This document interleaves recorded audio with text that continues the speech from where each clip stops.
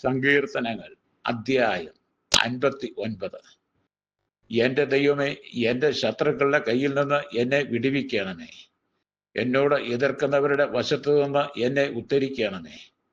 നീതികേട് പ്രവർത്തിക്കുന്നവരുടെ കയ്യിൽ നിന്ന് എന്നെ വിടുവിച്ച് രക്തപാതകന്മാരുടെ പക്കൽ നിന്ന് എന്നെ രക്ഷിക്കണമേ.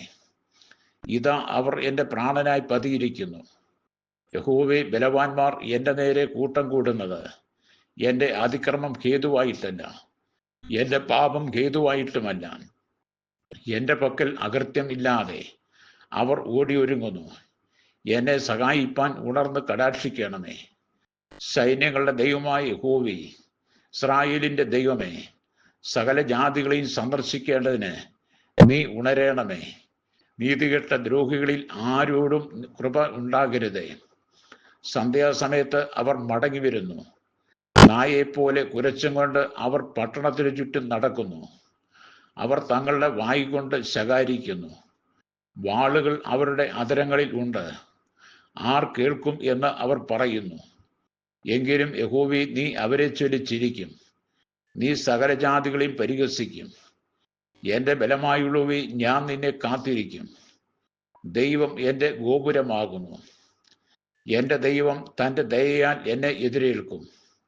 ദൈവം എന്നെ എൻ്റെ ശത്രുക്കളെ കണ്ട് രസിക്കുമാറാക്കും. അവരെ കൊന്നുകളയരുതേ. എൻ്റെ ജനം മറക്കാതിരിക്കേണ്ടതിന് തന്നെ. ഞങ്ങളുടെ പരിചയാകുന്ന കർത്താവേ, നിന്റെ ശക്തി കൊണ്ട് അവരെ ഉഴലുമാറാക്കി താഴ്ത്തണമേ.